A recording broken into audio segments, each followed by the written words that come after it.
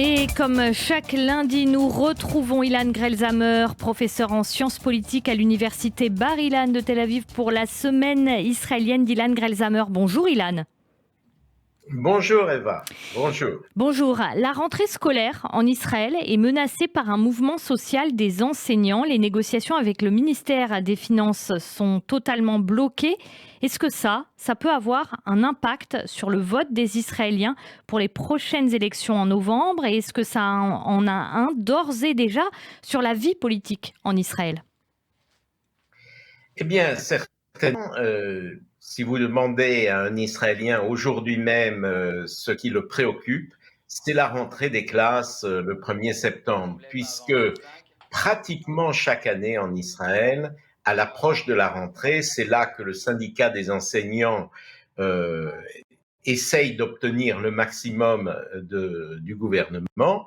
Et c'est le cas actuellement. Le syndicat des enseignants a à sa tête une femme d'une grande force, d'une grande personnalité, Yafa Ben David, et elle exige du ministère des Finances que les salaires des enseignants, je ne dirais même pas soient revalorisés, puisqu'ils sont faibles en Israël, ces salaires, mais qu'ils soient augmentés de façon très substantielle avant le 1er septembre. Or, le ministre des Finances, Avigdor Lieberman, refuse pour l'instant ces demandes. Il n'est prêt qu'à une petite augmentation des salaires et pose un certain nombre de conditions, faire une différenciation entre les nouveaux maîtres et les anciens.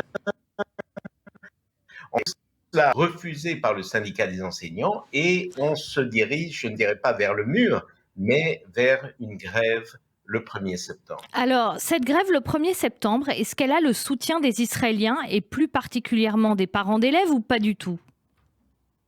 Eh bien, écoutez, les parents d'élèves sont mitigés vis-à-vis de ça. Certainement, ils ont très peur d'une grève le 1er septembre. Ils refusent l'idée d'une grève le 1er septembre parce que les parents recommencent à travailler et ça les mettrait dans une situation très compliquée. D'un autre côté, je crois que l'ensemble des Israéliens ont conscience que le système scolaire israélien a de très gros problèmes.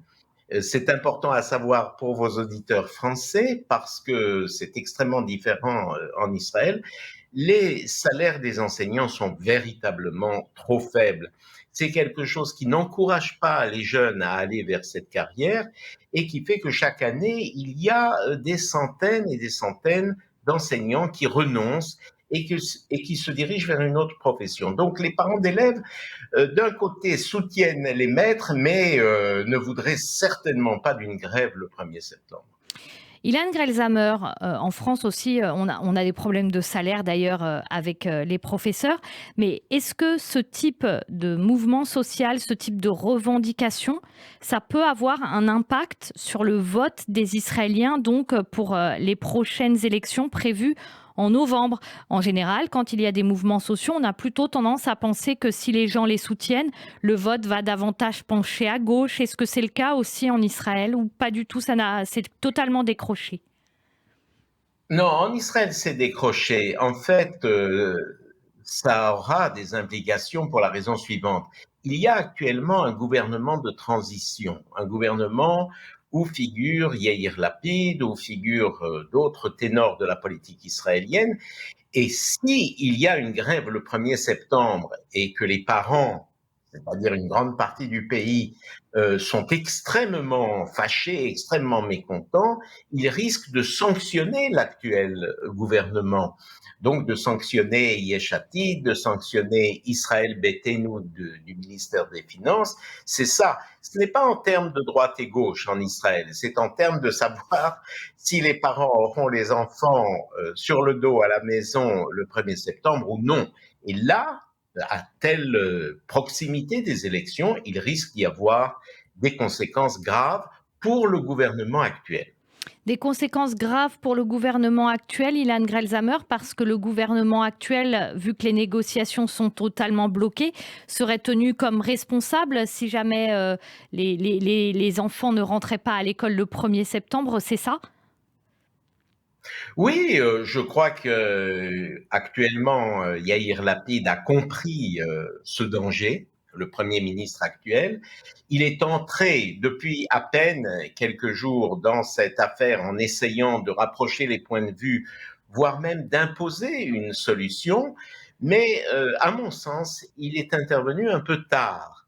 Nous sommes vraiment à la veille de la rentrée scolaire. Je pense que le Premier ministre israélien aurait dû imposer aussi bien à Yafa Ben David qu'à Victor Lieberman une solution. Or, il a un peu traîné en la matière et je pense que ça peut lui coûter. Point important aussi en vue de ces prochaines élections de novembre, la question du vote des Arabes israéliens. Ils représentent un quart de la population en Israël. Rapidement, avec vous, Ilan Grelzamer, qu'est-ce qu'on peut en dire sur ce vote? Bah, écoutez, il est extrêmement important, mais surtout, je crois qu'on peut rappeler à vos auditeurs que lorsqu'on parle des Arabes israéliens, c'est un terme général.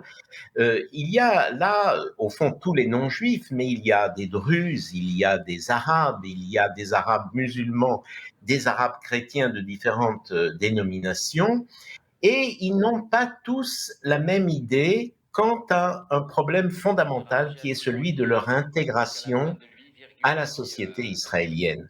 Et c'est de ça qu'il s'agit lors de ces élections. Il y a ceux qui continuent à être, disons-le clairement, anti-sionistes, anti-israéliens, c'est l'extrême gauche, c'est un parti comme le Balad, par exemple.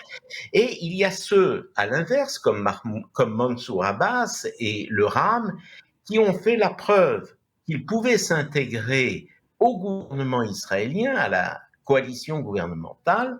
Et aujourd'hui, c'est la grande question pour les Arabes israéliens. Est-ce qu'ils sont israéliens à 100%? Est-ce qu'ils se considèrent comme partie de la nation? C'est ça la question du 1er novembre. La question du 1er novembre, donc. Merci à vous, Ilan Grelzamer. Question auquel, évidemment, ce vote répondra. On était avec vous comme chaque lundi pour la semaine israélienne d'Ilan Grelzamer sur Radio J. Merci, bonne journée à vous. Au revoir. Merci. Merci, au revoir.